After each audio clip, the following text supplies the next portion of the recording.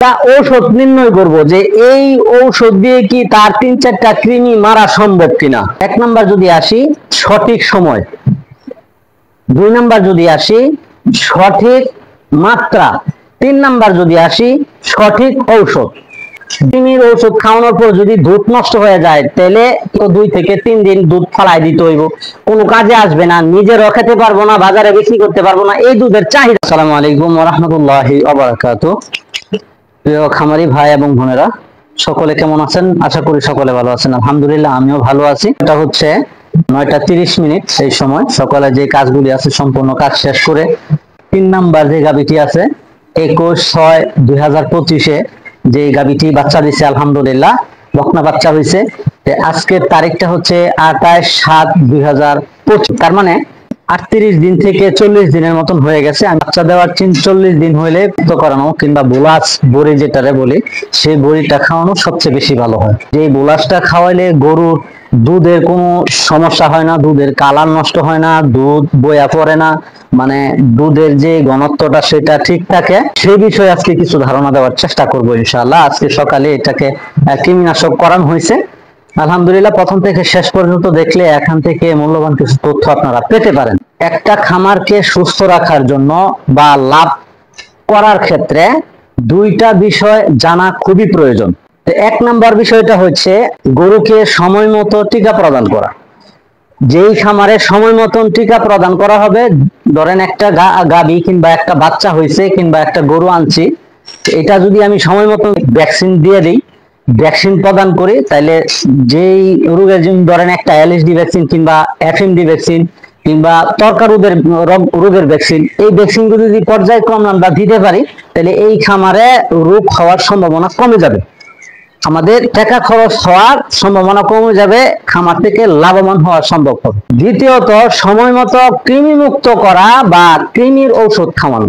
খামারে যে গরুগুলি আছে এটি যদি সময় মতন কৃমি করানো যায়, আমরা যে খাবারটা তাদেরকে খাওয়াই, ঘাস কন, দানাদার কন, যে কোনো খাবার যদি আমরা কৃমি মুক্ত না করে শুধু খালি তাদেরকে এভাবে পরিচর্যা করতে থাকি, তাইলে দেখা গেছে যে খামারে যে লাভটা হবে সেই লাভটা কৃমি খেয়ে ফেলবে। তার মানে আমি তাদেরকে যে খাবারটা দিচ্ছি সেই খাবার তার শরীরে ওইভাবে কাজে আসবে না।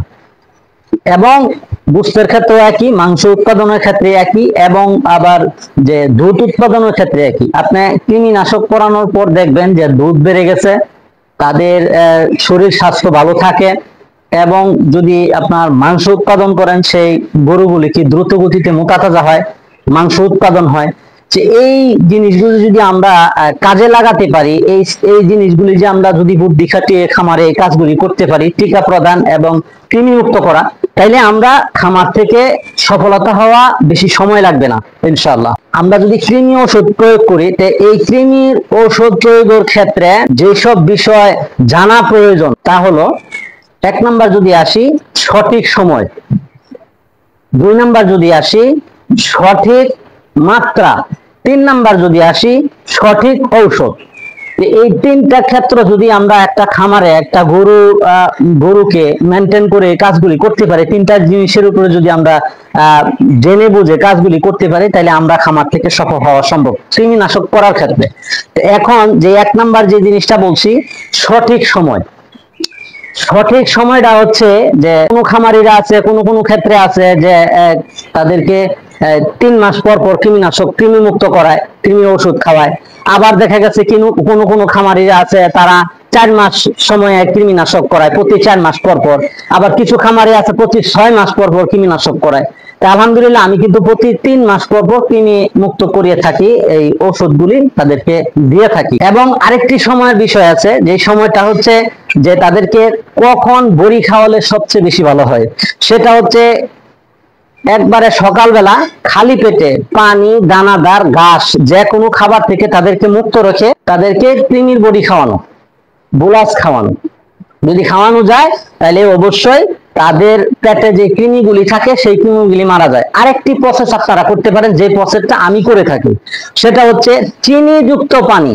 যদি আপনারা বড়ি যেটা আমি আপনাদেরকে দেখাইছি বোতলের মধ্যে, এটার মধ্যে কিন্তু চিনিযুক্ত পানি দেওয়া ছিল, চিনিযুক্ত পানি দেওয়া ছিল, এবং এটার মধ্যেই কিন্তু বড়ি সুন্দর করে সেচে পরবর্তীতে এই বড়ি মিক্সার করে ভালো করে ঝাঁকি দিয়ে মিক্সার করে পরে এই গরুকে আমি যে সিস্টেমে খাওয়াইছি জিহ্বার উপর দিয়া এইভাবে আমি খাওয়াই থাকি। অনেকে অনেক ধরনের খাওয়াইতে পারে, তবে আমি এইভাবেই খাওয়াই অভ্যস্ত। আর অনেকে আছে গুল্লা বানায় পরে মুখের ভিতরে ঢুকায় দেয়, অনেকে আছে কলা পাতা যেগুলি আছে সেই কলা পাতা দিয়েও গরুর মুখে দিতে পারে।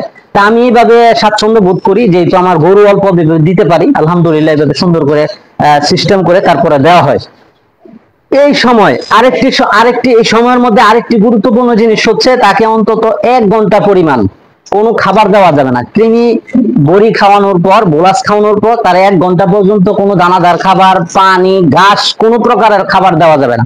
এই সময়ে চিনিযুক্ত যে পানিটা দেওয়া হয়েছে এবং সাথে যে বড়িটা দেওয়া হয়েছে কৃমি মুক্ত করার জন্য, সেটা যদি ভালো করে তার পেটে ঢুকে, দেখা গেছে চিনি মিষ্টি জাতীয় যে জিনিসগুলি আছে, মিষ্টিটা দেখে প্রত্যেকটা কৃমি তা এই মিষ্টি খাওয়ার জন্য আক্রমণ শুরু করবে, মিষ্টি খাওয়ার জন্য আসবে।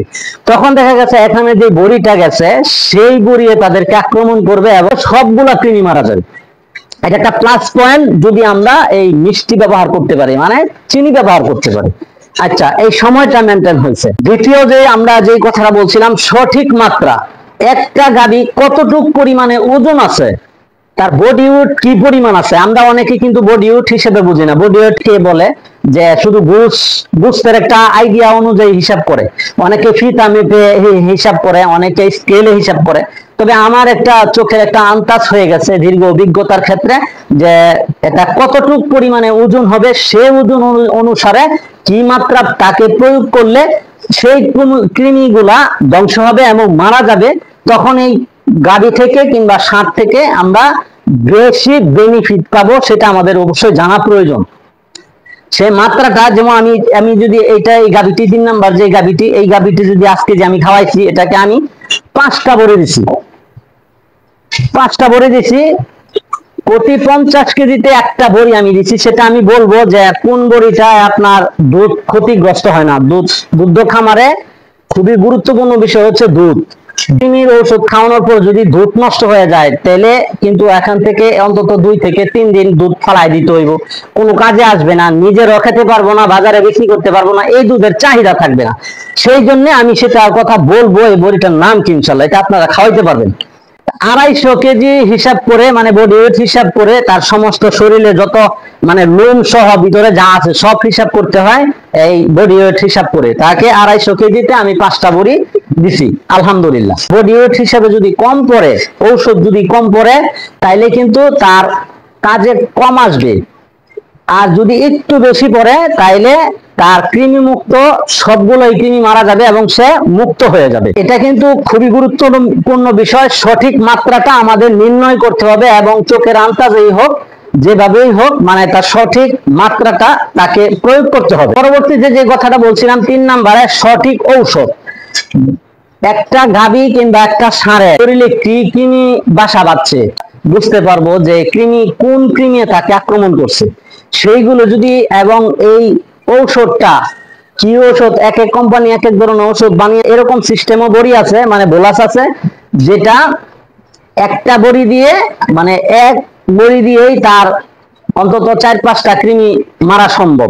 এরকম সিস্টেম কিংবা এরকম পাওয়ার এটার মধ্যে দেওয়া আছে। আর কিছু বড়ি আছে এক বড়ি দিয়া শুধু এক কৃমি মরবো, যেমন ফিতা কৃমি, শুধু খালি ফিতা কৃমি মরবো। আর কিছু বড়ি আছে ফিতা কৃমি, গোল কৃমি, আরো যে নানান কৃমি হয়, সেই কৃমিগুলো এখানে ধ্বংস হবে। কৃমি কিন্তু অনেক জায়গার মধ্যে আক্রমণ করতে পারে।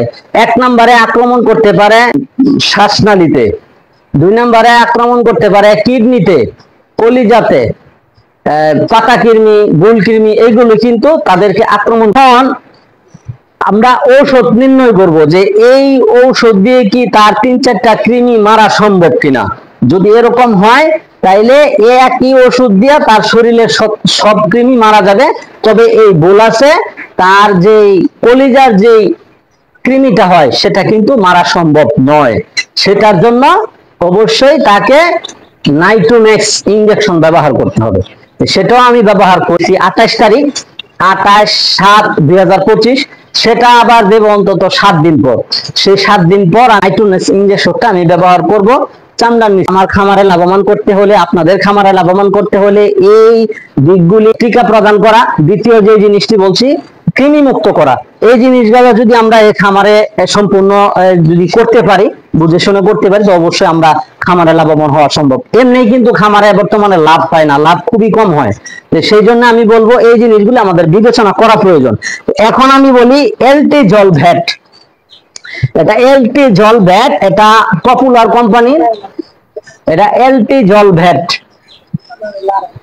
এলটি জল ভ্যাট পপুলার কোম্পানির। এটা আমি খাওয়ায় উপকার পাইছি। এই বড়িটা কিংবা এই বোলাসটা খাওয়াইলে গরুর দুধের কোনো ক্ষতি হয় না। তার মানে আমরা লসের সম্মুখীন হচ্ছি না। আপনারা এই বড়িটা অবশ্যই খাওয়াতে পারেন গাভীর 40 দিনে, বিয়ানের 40 দিনের মাথায় আমি এইভাবে প্রয়োগ করে থাকি। আমার যে পজিশন গুলি আপনারা দেখছেন, এইভাবে আপনারা করতে পারেন। আশা করি ভিডিওটি ভালো হবে। যদি ভালো হয়ে থাকে অবশ্যই সাবস্ক্রাইব করে এবং পাশে থাকা বেল আইকনটি টিপে দিয়ে আমার পাশে থাকার চেষ্টা করবেন। আজকে এই পর্যন্ত, নতুন কোন ভিডিওতে আবারও হাজির হয়ে যাব।